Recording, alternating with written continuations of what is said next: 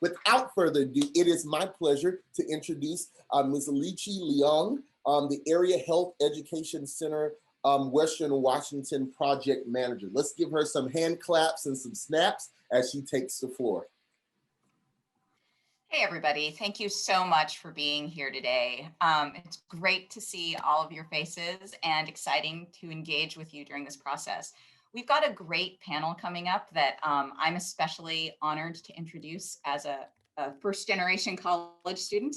I think it's really important to, as others have said, listen to the voices of the folks who can most directly comment on making healthcare more equitable. So we've got 4 fantastic students who are going to share their knowledge with us. I'll introduce them and then they'll each have about 5 minutes to tell you more of their story and their insights into how to make healthcare and healthcare leadership better reflect the communities that we serve. So first off, Joseph Bigham grew up in Lakewood and has completed his Bachelor's of Science in Public Health at UW. This autumn, he's going to be an incoming medical student at UW and plans to pursue orthopedic surgery. Next, we'll hear from Zain Nafa, who's an incoming first-year dental student at UW.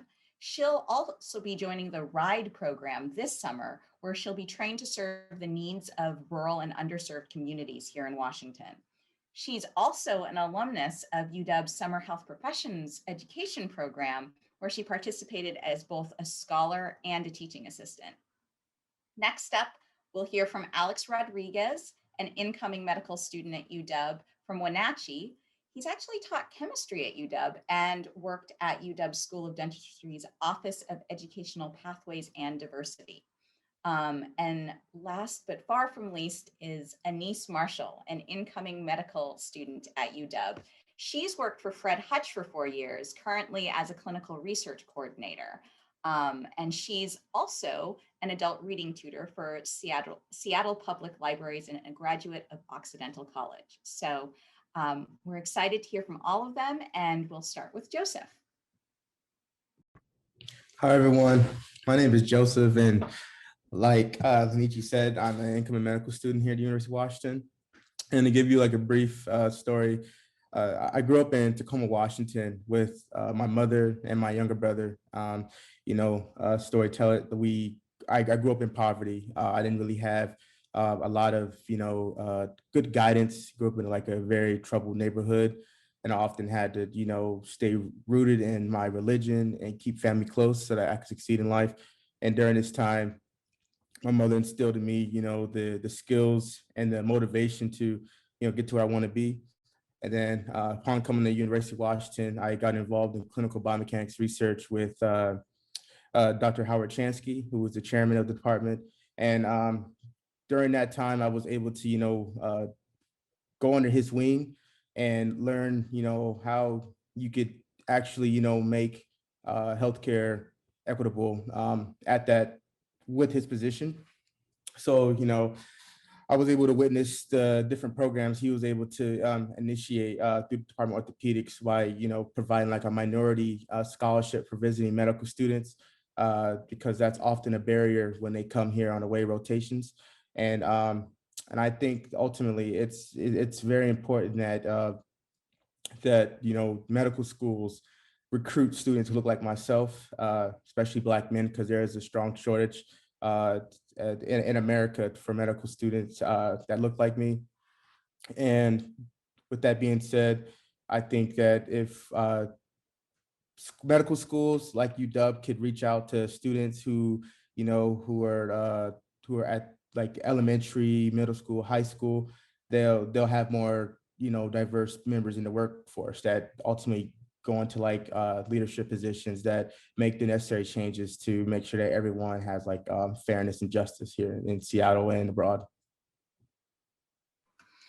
Thank you so much, Joseph. So next we'll hear from Zain Nafa.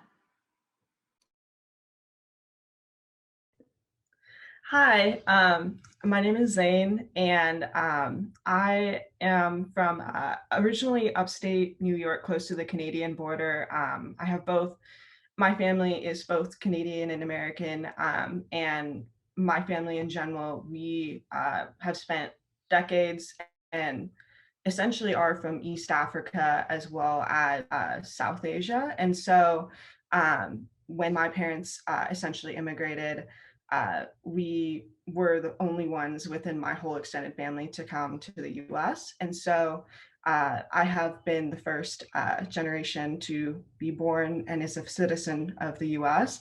And I've been here ever since. We've moved several years ago to Sammamish, Washington.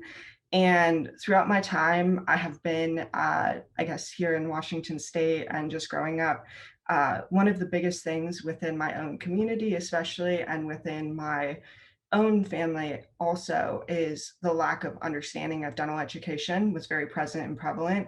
I was one of the first growing up to actually receive a proper intensive dental care. And so me going to dental school, I have a lot of family members that have signed up to say they're going to be my patients. As you know, in the sense, there's not only this lack of understanding and education about dental care within my own family that I've noticed while growing up, but also lack of trust as well, because there's not as many folks out there as well that look like you that you can trust to be your healthcare provider as well, that can understand your needs. And so that's one of the things that just from an early age in where I've grown up that I've noticed, and kind of inspired me to go into dentistry. And from then on, in my undergraduate years, I spent down in LA at Occidental College. I had the opportunity of volunteering at a community health clinic on Skid Row. And that was really pivotal in what ended up deciding, especially that I wanted to go to UW and pursue the RIDE program. I had the opportunity to have one of the best experiences I've had of not only engaging and connecting with patients, but also understanding that a lot of their stories and their experiences with dental care is very similar to my own families and what they've experienced. And from then on, my goal has been and continues to be to this day to hopefully become a dentist that can serve individuals that show the same or similar values as well of what I've seen in my own family, that I've seen growing up with access to care and understanding of dentistry, and uh, just in general of dentistry. So yeah, that's a little bit in a very concise, short, condensed sense of my story. Thank you so much, Zane. So next up, we're going to hear from Alex Rodriguez. Hi everyone, my name is Alex and I am an incoming student at the medical school at UW. I am from a small town in Eastern Washington called Wenatchee. I grew up in a small community called La Tijuanita, which translates to Little Tijuana. And for those of you who don't know what Tijuana is, it's a small town in the Mexican-US border. And a lot of individuals in my community didn't have access to healthcare. While growing up, I personally didn't have medical insurance, so I went a large portion of my life without seeing a physician. And then also seeing the different barriers my mother experienced while being ill. It really did give me a different perspective of the need of physicians who look like the community they're serving, to not only know, but understand the different problems and issues affecting their health. And I definitely want to become a physician and return back to my hometown in Wenatchee and be able to address these issues as a healthcare leader. And I definitely was able to do this throughout undergrad, and being able to serve as a volunteer in the federally qualified health center in Wenatchee, and also being able to serve as an AmeriCorps member at the UW School of Dentistry, and being able to assist and advocate for people of color and other individuals who were underserved in the Seattle area. Thanks so much, Alex. And now we're going to hear from Anise Marshall.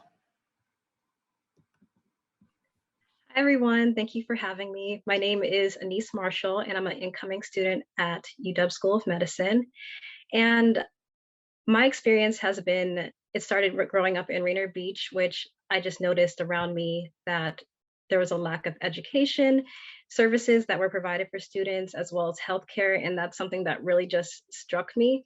And I started to think about some of the access that I had myself growing up, and especially in terms of the question of um, how do we make more equitable pathways into these leadership positions. And specifically, I think about growing up and being interested in STEM, and the first access I got to it was traveling all the way to UW to be involved in MESA, which is mathematics, engineering, science, and achievement.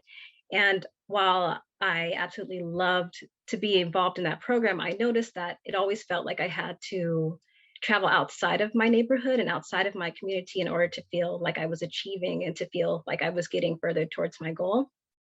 So when I think about equitable pathways, I think that there should be more programs that are there to help, the more programs and partnerships within communities, so that students like myself or just other students who have different barriers and different disadvantages can see those roles in their community and can feel that they're more tangible and that they can connect. And so that's why I began participating in the Rainier Beach Literacy Adult Program for tutoring, because that was one of the instances where I could start to see where there was a connection in the community, where we're making students feel like you can come here, you can feel, you can bring your problems and be yourself, and also learn and get closer to your own goals. So I'm really excited to go to UW and help continue to bridge the gap between the communities that have felt this distrust or felt disconnected. So I think that, along with mentorship and all of the opportunities that could possibly bring a more equitable health, will be a good route. Thank you, Anise. And so one question we have for the four of you is, what advice would you give to your younger self? You've come so far in your pathway and learned lots of lessons. So are there any tips, clues, or feedback you want to provide folks who run pathway programs?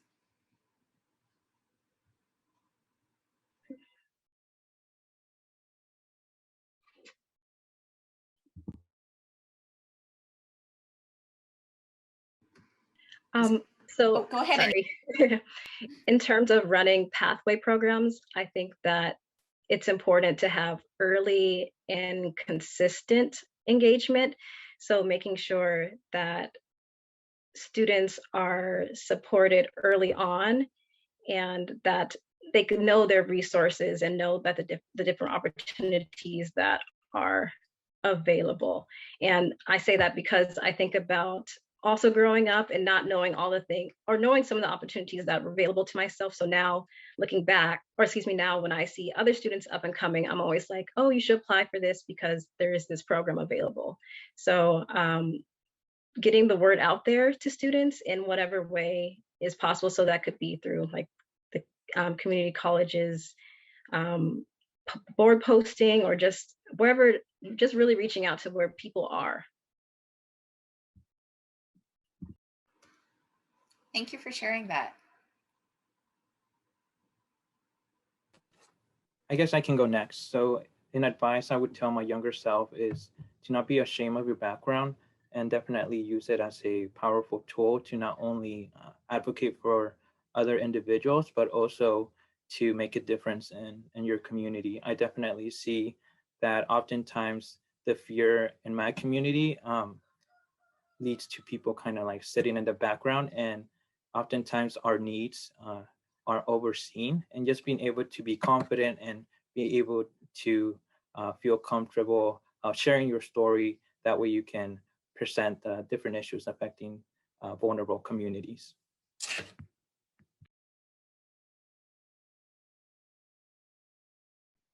I second what Anise said. Growing up in Tacoma, especially like Shaw neighborhood, there was not many, there wasn't many programs that came to stay. It was more so like they would come for like a weekend and they would give us all these tools and backpacks full of like calculators, but they didn't really show us how to use calculators. So that was like, that was a flaw that I saw in those early childhood programs. So I think if there was more like longitudinal like mentorship and guidance for students who need it, then I think that's where change will be made. I agree with what Anise and what Anise was saying. I second that. And I also kind of wanted to build off of that too, and where um, specifically one of the things that I would advise to myself also is when I was younger, just to kind of take advantage and look for kind of opportunities. One of the biggest things growing up, I was someone that very much was kind of confused, didn't know where to go, where to look. It just felt like, and I think this, analogy was used in the last session, especially with just the amount of information and access to it. It's like a fire hydrant, and trying to filter through that, it can be quite daunting when you're younger and kind of just coming out of school, and you're kind of expected to just know what you want to do, to go into your field, your pathway, have some kind of idea of what you want to do. And I think when I was, one of the things I advised myself when I was younger is just telling me to just, I guess, take my time, but also understand, kind of try different avenues or try different things, even if it's not related to your career. Just try it out, see how it is. And you never know how that might influence what you're doing today, even if it's not related, the skill sets that you might learn from it, just in general, what you might learn from it could be helpful for what you're doing today, or just even who you are today, and also help with your perspective on how you see things today as well. So all four of our panelists obviously are successful because they're entering the next stage of their graduate career at this point, or will in the autumn. But given that we're trying to think about equitable pathways, I'd like the four of you to think back on the different opportunities that you thought lent the most useful tools, or what aspects of those programs were most useful. It's not always what's in the brochure, what's advertised that resonates the most, I think, with students, but sometimes it's an odd interaction or a surprising thing. Zane, I'm going to put you on the spot since you were a part of the Summer Health Professionals Education Program at UW. So why don't you kick us off? Yeah, I guess one of the biggest things that I didn't realize until after the program, that it was really monumental and helpful in getting to where I am today, and also being able to have the confidence to pursue dentistry and get into dental school and whatnot, was that sense of confidence, essentially. Growing up, it's always kind of seen as, okay, that's this big daunting task, you got to go through a lot of steps. It feels like there's a lot that you have to know that you don't know, if that makes sense. And so that was one thing that was very helpful, was just kind of going through SHPEP, especially our mentors and PIs that were a part of the dental pathway program that I was a part of, explained to us that, yes, it is going to be hard. It's meant to be, but also at the same time, showing and telling us a lot of the things that we would need to know, or ways that we can go about showing that it's possible to get to where I'm now at going to dental school. And it can get quite, clouded on the internet, especially if you're just trying to go through that and just using the internet source. And so that was one of the biggest things that I felt like, just in an abstract kind of, in a way, that I gained significantly from the program. And also just the connections to not only the scholars that I met, who are now my colleagues, that I'm able to talk to and see today, and will be my colleagues of mine in other health professions, to create kind of an interprofessional network. But also the mentors that ended up being my PIs, that I still am able to talk to. I didn't realize how important those relationships were until after the program, and was able to continue those relationships. And today, that they've really helped strengthen my confidence and belief that I can do this, and also that I want to do and pursue this pathway.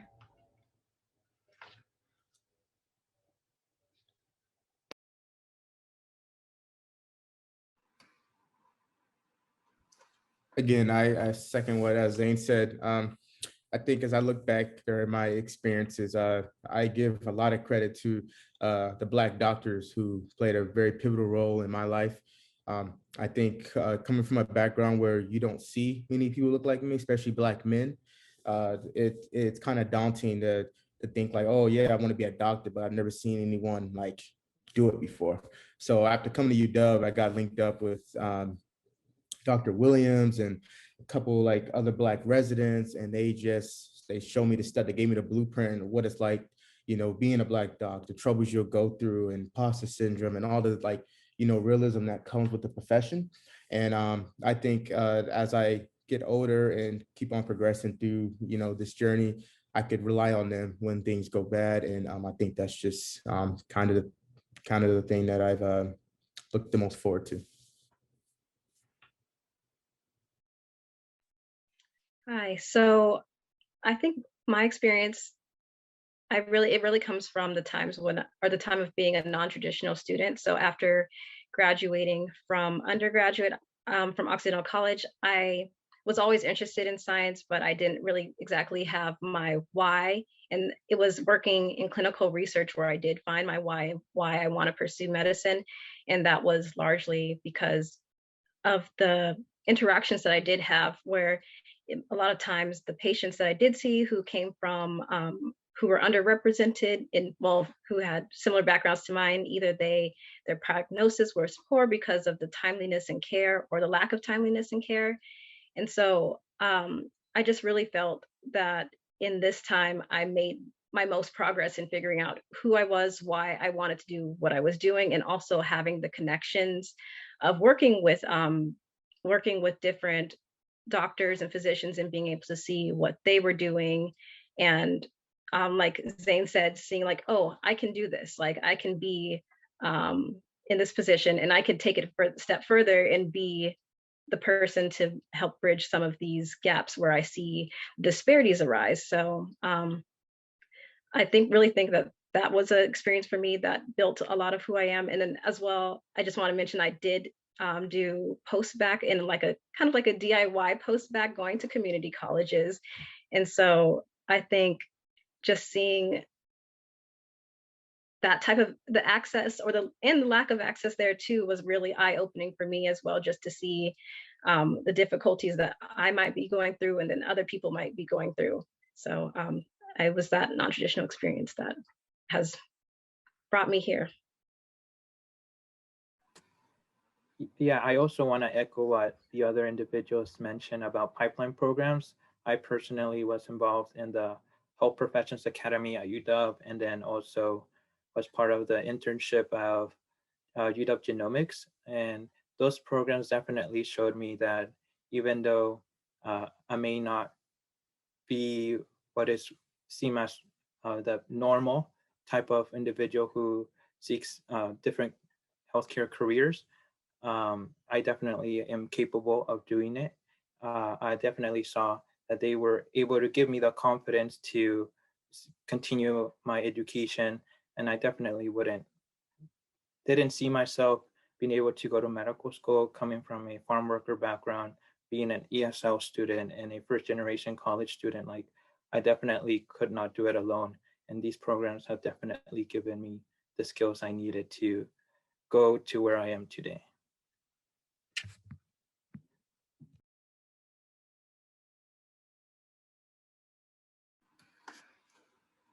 Thank you, all of you, for sharing your insight. Are there any questions for our student panelists out there? One question that I have is for our students, and you don't have to answer this question, but since you are starting a new phase of your education this autumn, is there anything that you have hesitations about or fears about? And do you have any sense of what might make that process easier?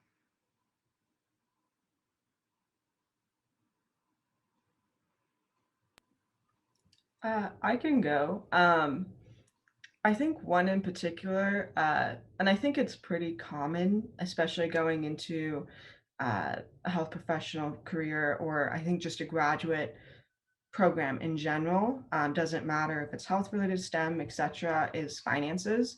That's a big one, looking at all the numbers and how much it's going to be. That's something I have been doing quite a lot recently as I'm kind of gearing up going into dental school.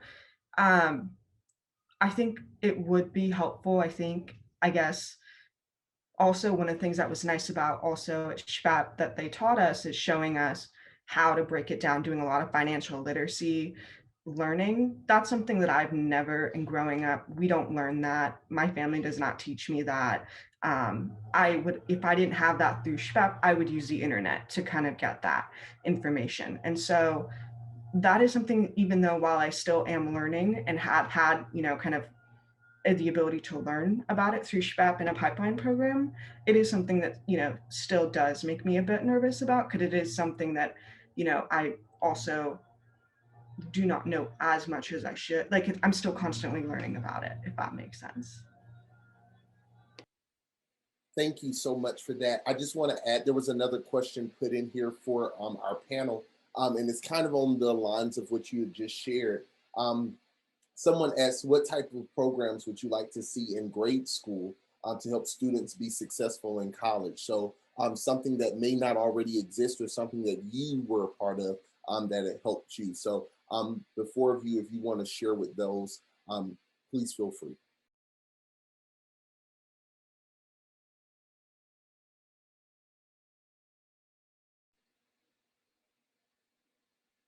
Anyone from the panel want to tackle that one? Yeah, I definitely can add a little bit about that. So I was part of the AVID program in high school, and I definitely saw that program, which prepares students to go to college and gives them the skills necessary to be successful. I definitely see that the mentorship and just having individual kind of forming a community in the long term is something that is very important. I know definitely coming from first generation background, I definitely didn't have the assistance in my home. And just being able to navigate and just being able to know how to navigate those resources at a college setting is very important.